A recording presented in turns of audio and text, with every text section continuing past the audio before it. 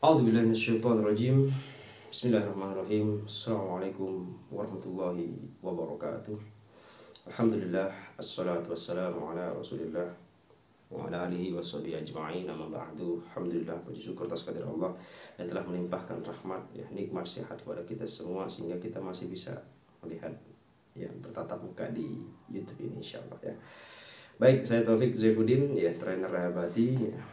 Baik, kita akan melanjutkan bahasan kemarin terkait pola dan alur ruqyah. Iman, takwa, istiqomah dan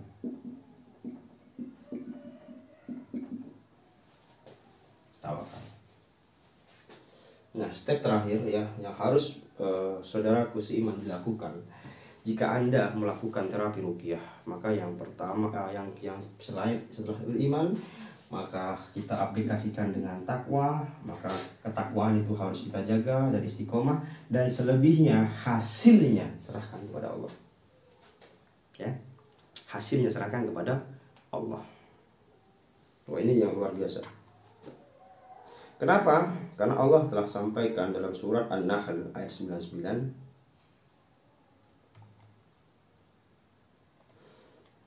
sampai 100. Di situ ketika kita bertawakal, maka setan tidak akan berkutik. Setan tidak akan berkutik.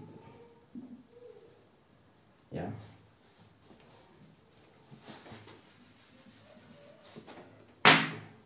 Jadi ketika bertawakal, maka setan tidak akan berkutik. Ya. Kalau yang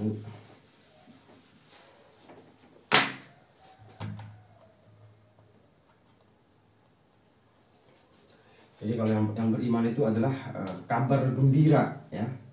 Kabar gembira bagi orang-orang yang beriman.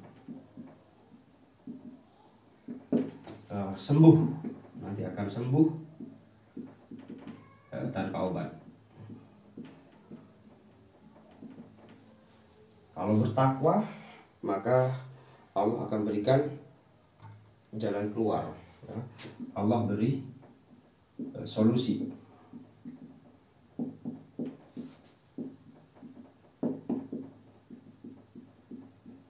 Ya, terus kalau istiqomah, maka di sini turun, ya, bala tentara langit.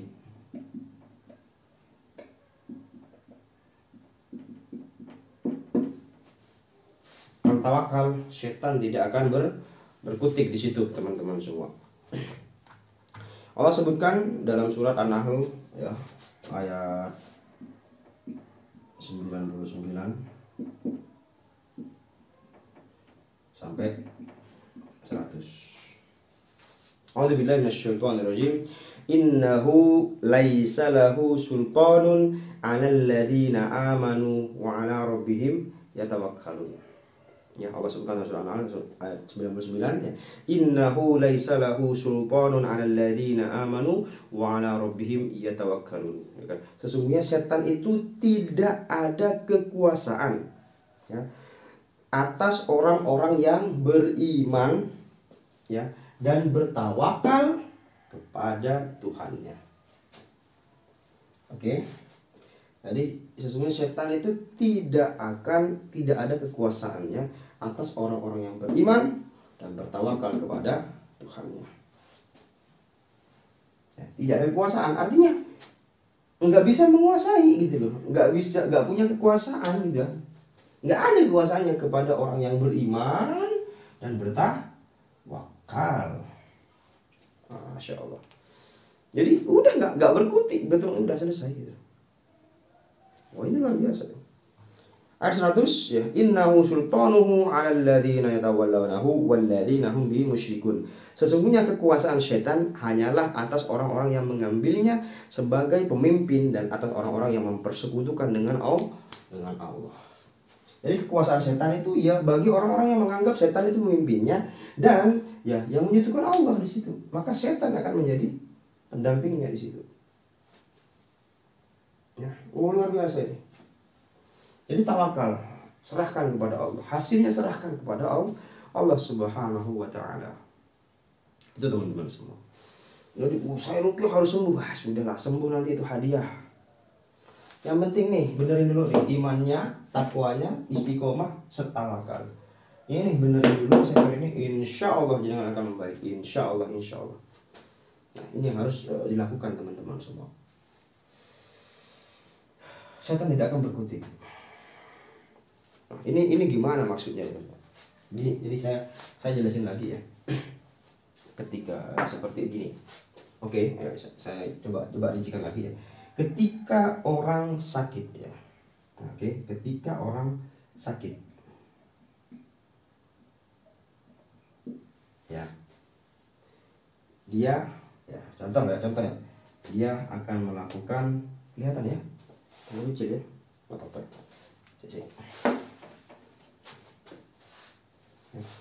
Ketika orang sakit, maka dia akan berobat, betul?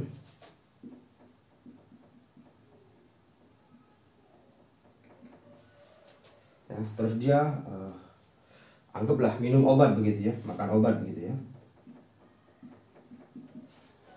Terus dia lebih baik, ya.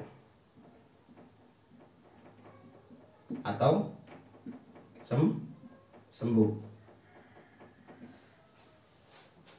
Ya, oke, lihat pelan-pelan ya.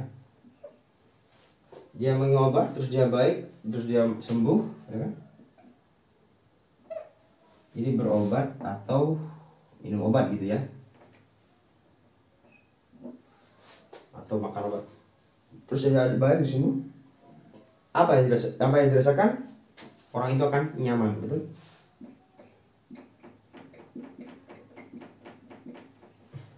Orang itu akan nyaman. Dia mulai nyaman. Ya, wah, alhamdulillah sembuh. Terus selanjutnya dia akan nyaman, dia akan kecanduan.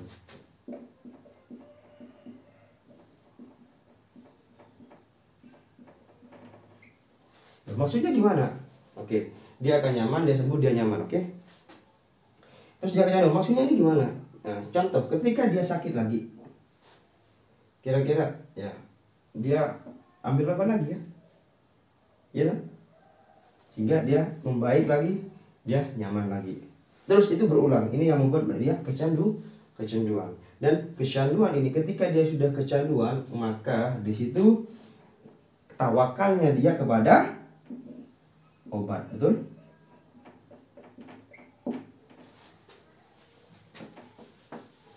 Jadi orang itu tawakalnya sudah kepada obat atau pengobatnya.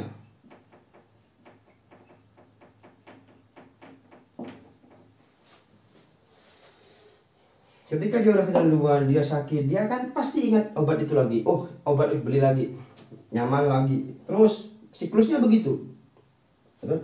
Nah, di sini ya kalau saya bahasakan itu sudah kecanduan. Nah, ketika kecanduan maka tawakal dia sudah kepada obat, bukan kepada Allah Subhanahu wa taala. Disitulah ketika dia tawakalnya kepada selain Allah, maka Allah biarkan dia, ya. Itu yang membuat hilangnya pertolongan Allah. Bayangin, hilang pertolongan Allah.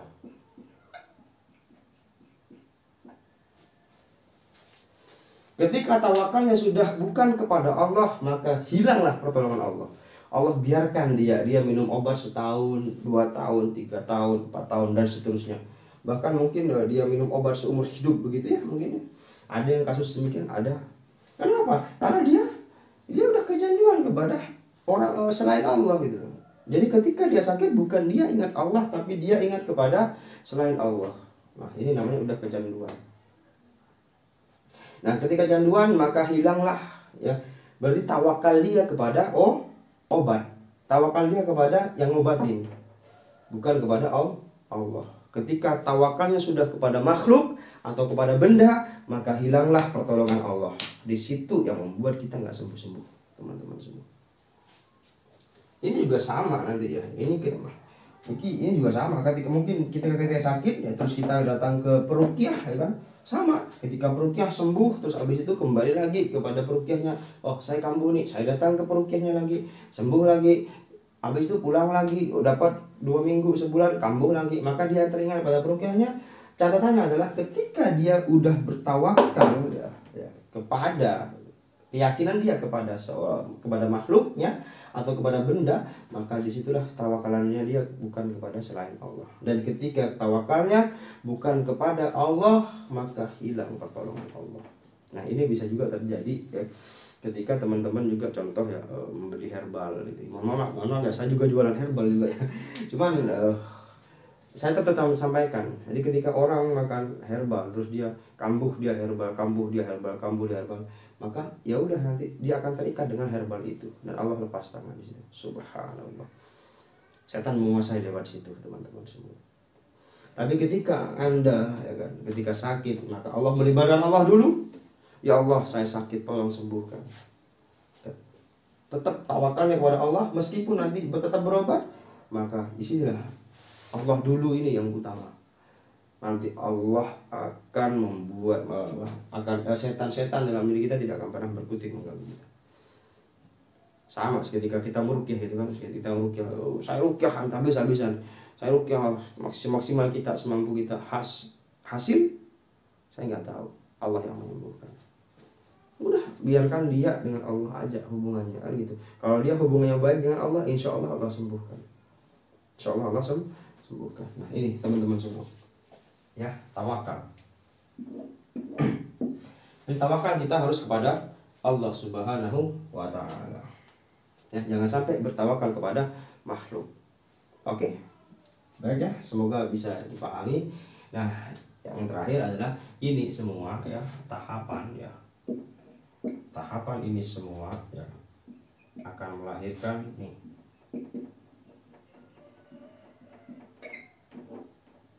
sembuh, insya Allah. Ini nanti akan didapatkan teman-teman semua. Insya Allah akan sembuh biidznillah ta'ala. Biidznillah ta'ala. Atas izin Allah. Ketika saudaraku semua sudah melakukan pola ini, beriman, bertakwa, istiqomah dan bertawakal kepada Allah Subhanahu wa Ta'ala. Baik, ya ini ya, jika teman-teman mungkin selama ini belum sembuh, bisa jadi fase ini belum dilakukan.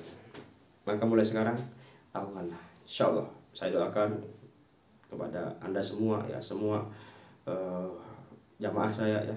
Saya doakan moga-moga yang sakit Allah sembuhkan di situ. Allah angkat sakitnya. Moga Allah ketika keluarganya sakit, moga Allah angkat semuanya. Insyaallah ya. Insyaallah ya. Nanti kalau memang butuh pertanyaan silahkan bisa datang ke kantor kami ya untuk ngobrol sama saya, atau bisa chat saya ya, atau bisa menghubungi admin saya di situ, silahkan. Ya insyaallah ada kemudahan di situ. Insyaallah ada kemudahan di situ. Insyaallah ya. Makanya itu jangan pernah berhusuzon ya. Bersuuzon dulu sama peruqyah. Ya, peruqyah itu sudah berusaha meluangkan waktunya ya, untuk mendampingi Anda, mengobati Anda, meruqyah Anda.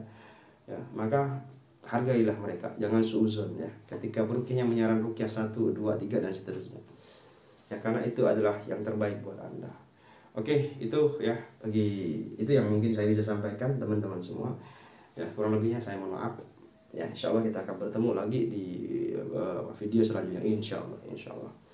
Ya, akhir salamnya, kurang lebihnya mohon maaf. Assalamualaikum warahmatullahi wabarakatuh.